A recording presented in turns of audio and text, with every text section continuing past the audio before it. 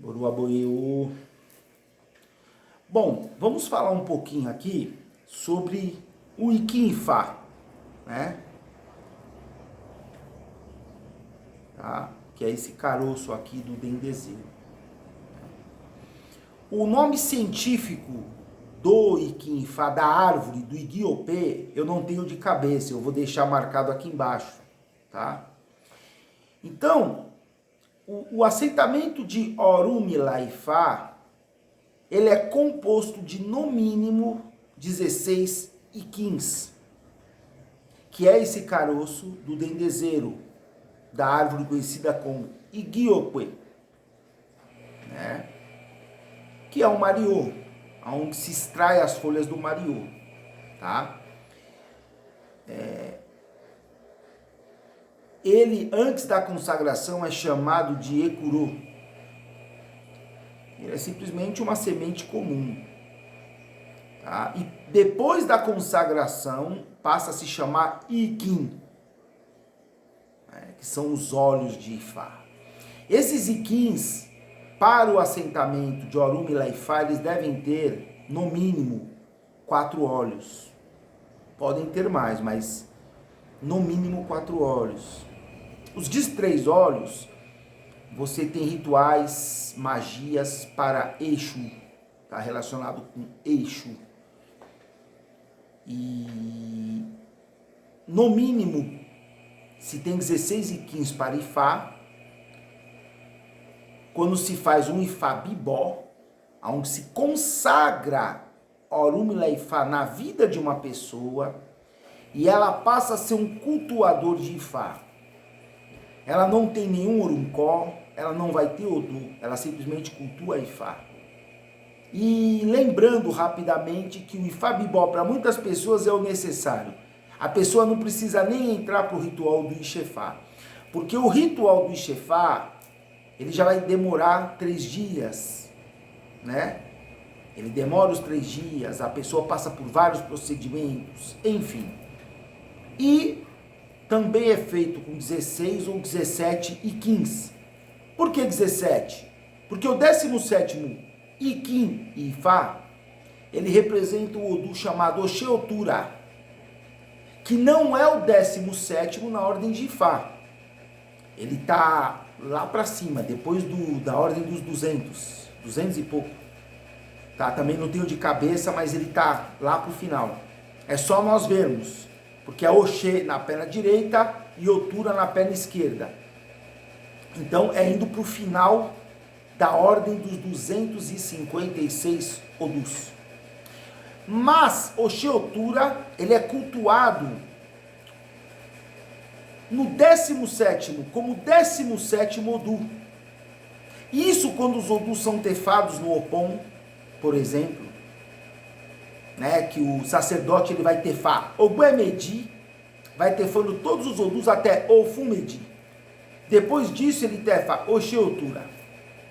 Porque o Odu Oxeotura é o Odu que abençoa, que carimba, que abre as portas do astral para o que é feito na matéria entrar para o mundo espiritual e depois isso retornar em materialização, em bênçãos, né? Parecido, vamos fazer aqui uma equiparação com o Odu Iwori Ofun, que é o Odu relacionado à saudação, Aburuaboye Aboxixel, né? E o sacerdote responde, Aguató Asure Iwori Ofun. Iwori Ofun é o Odu das bênçãos, da troca de bênçãos, de reverência, de saudação entre os aos, tá?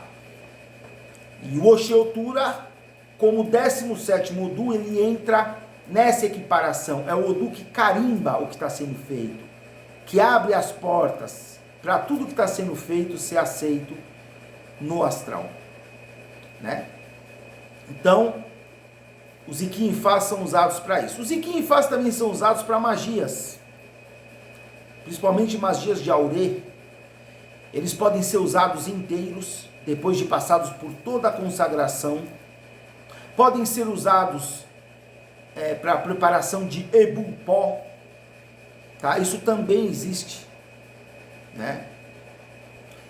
E o Iquim, o caroço dendezeiro, quando ele ainda é Icuru, né, não teve consagração, você vai ter no núcleo dele, bem no meio, o Adim, que é um óleo, né, meio azulado, que é o Euó, a proibição de Exu, porque esse óleo é usado em rituais para irar Exu, né, para chamar Exu para uma guerra, para esses tipos de objetivo, quando tem necessidade. E existe um procedimento para se usar o Adim, tá? Existem assentamentos que o Adim vai direto no Okutayangui, no Exu sim, mas aí são Exus específicos. Mas geralmente o Adim não pode, tá? Se for um ritual comum, um ebó, por exemplo, uma oferenda, o Adim não pode ir dentro do Ojubó, do assentamento. Então você tem o Adim no núcleo dele. E para cima do núcleo, na parte de cima, dali é extraído o Epô, que alguns chamam de Epô Pupá, óleo vermelho, que é o Dendê. Então também existem pessoas que elas colhem os ecuros, os caroços de Dendê e preparam o Dendê. Só que aí tem um perigo, tá? Nessa preparação não pode vazar o Adim. Porque aí o Dendê, que ele é um elemento de Heró, Eponieró, apaziguador, se ser misturado com Adim, ele passa a fazer a função contrária, tá?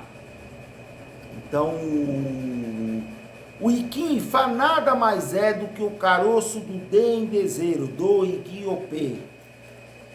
Então, nós podemos entender aí que a cultura iorubá, o culto Ifá, ele é muito complicado, mas ao mesmo tempo ele é muito simples. Você veja os elementos usados, a simplicidade.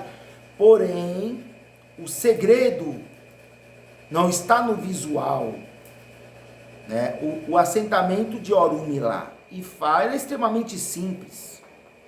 Uns preparam numa sopeira de louça, outros preparam numa panelinha de barro, outros compram adierê Ifá, né, que é uma peça de madeira com tampa e põe lá dentro.